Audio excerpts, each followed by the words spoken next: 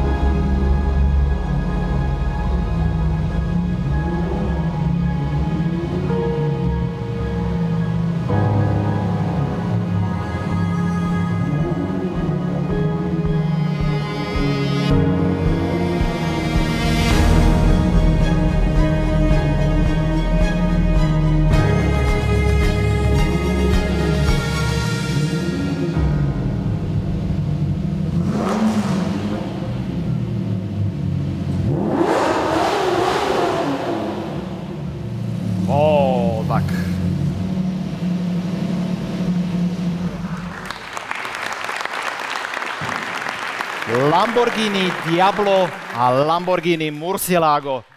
Automobilovú show Volant TV na cestách podporili títo partneri. Štefán a Tomáš, ahojte. Prečo som povedal Batman?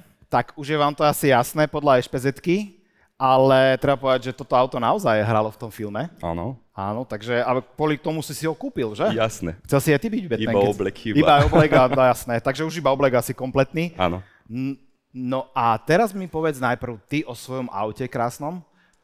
Takže máme tu Lamborghini Diablo a je to jedno z úplne prvých kusov tohto modelu, ktoré bolo vyrobené ešte v roku 90. A toto konkrétne bolo auto, ktoré doviezol nemecký predajca z Bonu ako prvé predvádzacie auto do Nemecka, ako prvý kus Diabla, čiže toto ešte pravdepodobne bolo na linke s Countachmi, s poslednými modelmi. Áno, som rád, že si spomenul Countach, pretože to je priamy predchodca tohto auta. A toto je jedno z tých plagátových aut, ktoré som aj ja ako chlapec ešte niekde na základnej škole vnímal veľmi silno, pretože keď vyšlo Diablo, tak všetci sme odpadávali z tej maximálky. Viete, ako malo toto auto maximálku? 320, to bolo prvé sériovo vyrábané auto, ktoré dokázalo pokoriť túto hranicu. A ja sa tak opýtam, že v Nemecku si už skúšal? Ešte nie, ale raz naberiem tú odvahu a skúsim to. Skúsiš to. No a toto je zároveň auto, ktoré opäť verné tradíciám. Už sme tu mali teda nástupcu týchto aut a opäť teda máme V12 v jednom aj v druhom prípade. No ale je tu jeden zásadný rozdiel, že tuto sú hnané iba zadné kolesá. Áno, áno, tak ako hovoríš, toto je zadokolka, bez serva, čiste analogové auto. Fúha, koľko koní tam máme? Je tam tak do 500 koní. Myslím, že 485 uvádzajú a ešte s tým výfukovým systémom, ktorý tu je, tam môže byť niečo viac. Takže šoferuješ 500 koňové auto, ktoré nemá nič z elektroniky, ale že absolútne nič. Aké je to šoferovať toto auto napríklad v počasí, aké máme my teraz vonku, na tom slízkom asfalte? Usmievaš, tak to asi nebude také ľahké. Tak tam sa hovorí, že lepšie odstaviť ísť autobusom v takomto počasí. A je to pravda, áno? No, neodpúšťa to žiadne chyby, jednoznačne proste človek má pocit celkom desivý, keď tam niekedy dúpne tú dvojku alebo tak to auto proste buď má grip alebo nie a keď nemá, tak to ide bokom. No treba povedať, že pri Diable je to vlastne prvé auto, keď fabriku Lamborghini prebralo Audi na konci 90. rokov, tak je to prvé auto, na ktorom spolupracovali, ale ty ešte máš úplne tú surovú Lamborghini DNA v tomto aute. Je to klasické poctivé v úvodzovkách Lamborghini. Je, so všetkými pozitívami a negatívami. No a tie negatíva mi povedz, že aké to je so spoľahlivosťou pri starom talianskom V12 aute? No, myslím, že jedného dňa vychytáme všetky chybičky a potom to bude rok fungovať. No, toto nebola dobrá vizitka, takže skočíme rovno sem do modernej éry Audi, pretože Murcielago je prvé Lamborghini, na ktorom sa už prejavila tá DNA a know-how od Audi. Ty si vlastne volakedy práve Diablo. Ano.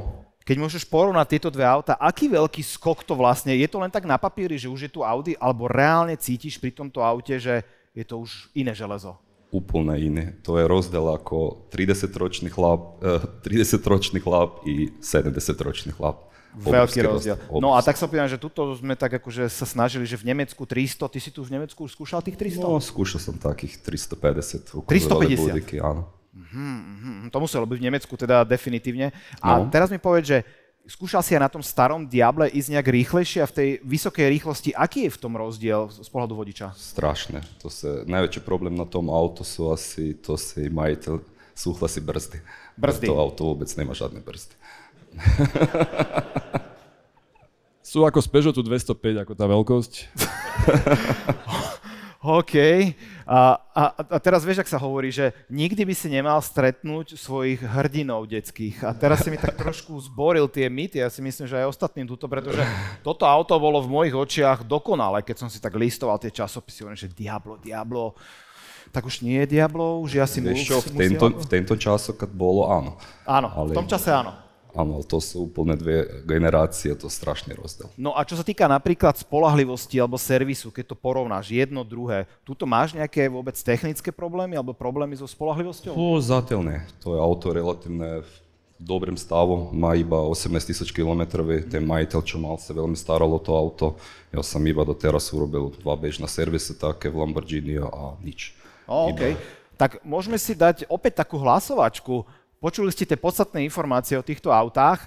Dajte ruku hore. Kto by si zobral Murcielago do garáže miesto Diabla? Vidíme, OK. A teraz, kto by chcel Diablo do garáže? Aj napriek tým všetkým jeho chybám. No, tak je to také opäť nerozhodné, ale možno viacej rúk tu. Ale viete čo, rozhodneme to v takom súboji, čo sa týka zvuku. Čo vy na to? Ak neotrávime publikum, môžeme. Akože to sú veľmi príjemné opary, budeme veselí. Tak vyskúšame si najprv teda Diablo. Ako to znie takýto klasický V12 motor od Lamborghini?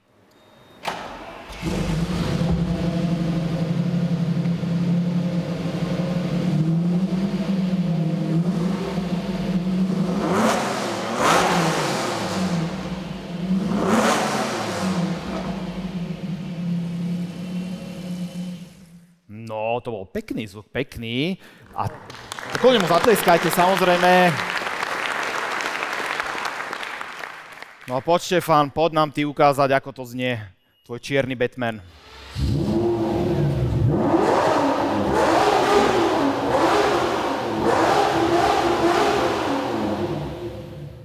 Toto bolo hlasnejšie, sa mi zdá. Ale musím povedať, a kľudne, tiež mu môžete zatlieskať. Teraz spálil kvôli vám pol nádrže, aby sme sa tu ukázali. Ale musím povedať, že na také počutie Diablo znie naozaj tak viac mechanicky. Naozaj tam počutá stará škola, kdežto toto už je moderné auto. No ale teraz si odhlasujme, ktoré sa vám viacej páčilo. Takže ruky hore za Diablo. Toto je dosť rúk. Dobre. A teraz Murcielago od Batmana.